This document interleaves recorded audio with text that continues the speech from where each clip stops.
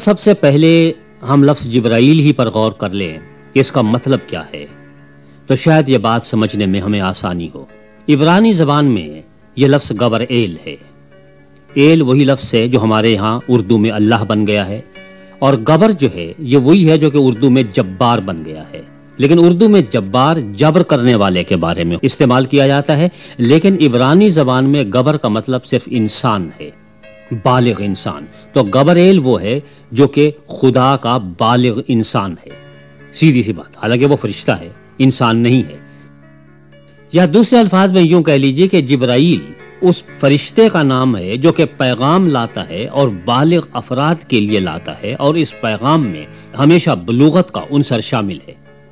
آپ جب دیکھتے ہیں تو آپ کو معلوم ہوتا ہے کہ حضرت جبریل کا کوئی بہت زیادہ کردار دکھائی نہیں دیتا،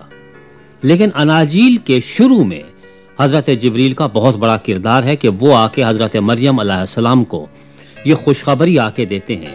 یہ بشارت دیتے ہیں کہ آپ کے ایک فرزند ہونے والا ہے۔ یعنی اس کام کے لیے جس فرشتے کا انتخاب کیا گیا وہ عجیب و غریب ہے کہ یہودیت میں حضرت جبرائیل کا ایک ہی کام تھا، اور وہ وحی لانا تھا، خدا کا کلام لانا تھا۔ وہ اور کچھ کام نہیں کیا کرتے تھے۔ مثلا حضرت میکائیل جو ہیں وہ کسی اور کام کے لیے مقرر ہیں، حضرت اسرائیل جو ہیں وہ جانے لینے کے لیے مقرر ہیں، حضرت اسرافیل جو ہیں وہ سور پھونکنے کے لیے مقرر ہیں، لیکن جبریل امین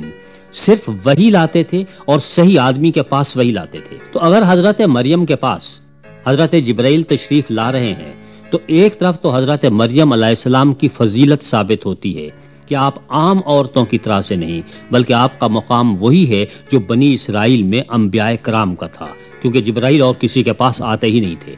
دوسری بات ہے کہ حضرت جبرائیل وحی لایا کرتے تھے یا الہام لاتے تھے، خدا کا کلام لاتے تھے۔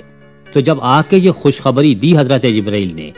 کہ اے مریم تمہیں ایک بچے کی پیدائش کی خوشخبری دی جاتی ہے، تو دوسرے الفاظ میں وہ یہ کہہ رہے تھے کہ اب خدا کا کلام ایک انسان کی شکل میں آ رہا ہے،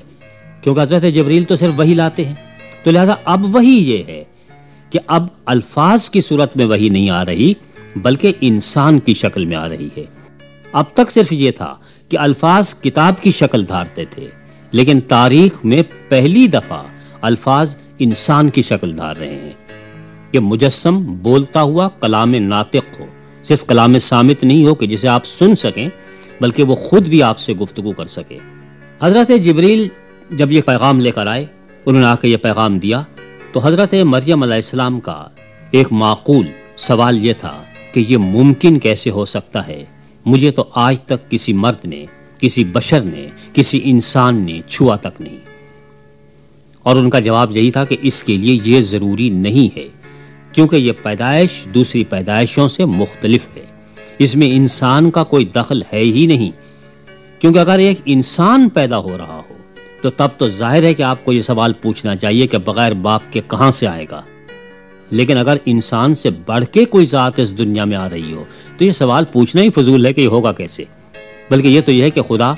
کا کلام چونکہ مجسم ہو رہا ہے تو اس کے لیے کسی باپ کی، کسی اور وسیلے کی ضرورت نہیں ہے، کیونکہ وہ خود مسبب ہے، وہ اسباب کا محتاج نہیں ہے۔ رہ گیا یہ کہ صاحب فرشتے آپ کی خدمت کیا کرتے تھے، یہ بیان بالکل موجود ہے، لیکن جہاں پر یہ بیان موجود ہے اگر آپ اس کانٹیکسٹ کو، اس سیاق و سباق کو دیکھ لیں تو آپ کو معلوم ہو جائے گا کہ وہ کیا ہے۔ اس سے پہلے کچھ آزمائشوں کا ذکر ہے، اور ان آزمائشوں میں ایک آزمائش یہ بھی ہے کہ صاحب آپ ان پتھروں کو روٹی بنا دیجئے، یعنی لوگوں کے رزق کا سامان فراہم کیجئے۔ آپ نے کہا کہ نہیں، ایسا نہیں ہو سکتا، میں لوگوں کا پیٹ بھر کے ان کا ووٹ نہیں لینا چاہتا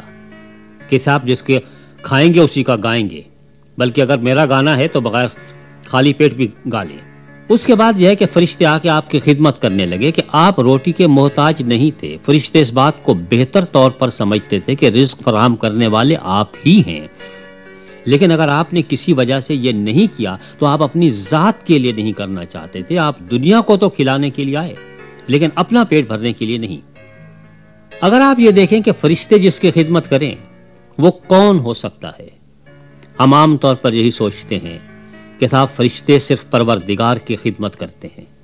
اور یہ حقیقت ہے۔ اور یہاں پر یونانی زبان میں جو لفظ استعمال کیا گیا ہے وہ صرف خدمت کرنے کے لیے استعمال نہیں کیا گیا، بلکہ پراسیکوئے عام طور پر جہاں استعمال کیا گیا ہے اس کا مطلب عبادت کرنا ہے۔ سجدہ کرنا ہے کہ فرشتے آ کے آپ کی عبادت میں لگ گئے کہ شیطان ملعون آپ کو نہیں پہچان پایا تھا، اس لیے اس نے آپ کو سجدہ نہیں کیا، بلکہ الٹا تقاضا یہ کر رہا تھا کہ مجھے سجدہ کیا جائے، لیکن جو سجدے کا مستحق تھا وہ آ کے سجدہ کرنے لگے۔ اب آپ فوراً اس عبارت کے بعد دیکھیے کہ سیدنا مسیح سلامہ علیہ نے یہ عبارت پیش کی، اور آپ نے کہا کہ توریت میں یہ لکھا ہوا ہے کہ صرف خداوند اپنے خدا کو سجدہ کر، اور اس کے فوراً بعد فرشتے آپ کو آ کے سجدہ کرنے لگے۔ اس کا کیا مفہوم ہو سکتا ہے؟ ان دونوں عبارتوں کو ایک ساتھ لانے کا مقصد یہی ہے کہ اصل میں پروردگار آپ ہی ہیں۔ فرشتوں نے آپ کو پہچان لیا تھا، اس لیے آپ کی خدمت میں سجدہ ریز ہو گئے، لیکن جس نے انکار کر دیا تھا وہ ملعون و مردود ٹھہرا۔ تو جسے فرشتے سجدہ کریں، آپ سوچ سکتے ہیں کہ ان کا مرتبہ کیا ہوگا، یعنی وہ وحی لانے والا فرشتہ بھی سجدہ کرے تو ظاہر ہے کہ جس کو آ کے وہ سجدہ کر رہا ہے اس کا مقام لوح محفوظ سے بھی بہت بڑا ہے، کیونکہ لوح محفوظ سے تو وہ وحی لا سکتا ہے، لیکن جسے سجدہ کرتا ہے وہ تو ظاہر ہے کہ ذات پروردگار ہی ہو سکتی ہے۔ تو دوسرے الفاظ میں آپ کی ربوبیت اور الوہیت کے بارے میں یہاں اشارہ کیا جا رہا ہے۔ یہودی اس بات کو بہت اچھی طرح سے سمجھتے تھے، انہیں معلوم تھا کہ ہم سے کیا کہا جا رہا ہے، اور اسی لیے وہ اس بات کو قبول کرنے کے لیے تیار نہیں تھے۔ لیکن یہاں ہم دیکھ رہے ہیں کہ ہمیں واضح الفاظ میں یہ بتایا جا رہا ہے کہ آپ کیا ہیں، آپ کون ہیں جو اس دنیا میں تشریف لے کے آئے ہیں۔ اس لیے فرشتے بھی آپ کی خدمت پر اور آپ کی عبادت پر مامور ہیں، اور کیوں نہ ہو، آپ مجسم کلام الہی تھے۔ فرشتے کلام لانے والے تو ہو سکتے ہیں، کلام صامت لانے والے، حضرت جبریل لاتے تھے کلام، لیکن یہاں پر یہ نہیں ہے کہ وہ یہ کلام لے کر آئے، بلکہ انہوں نے اس کلام کی صرف خوشخبری دی، بشارت دی، لیکن کلام اس دنیا میں خود آنے والا تھا۔ اس کلام کو لانے والے جبریل نہیں تھے، یہ خود آنے والا کلام تھا، لہذا اس کے سامنے تمام فرشتے سجدہ ریز ہو گئے۔ اب اگر آپ دیکھیں تو فرشتوں کا سجدہ حقیقتاً اگر کسی انسان کے لیے ثابت ہے تو وہ حضرت مسیح ہیں، کہ جن کو فرشتوں نے سجدہ کیا اور ان کو سجدہ کرتے رہے۔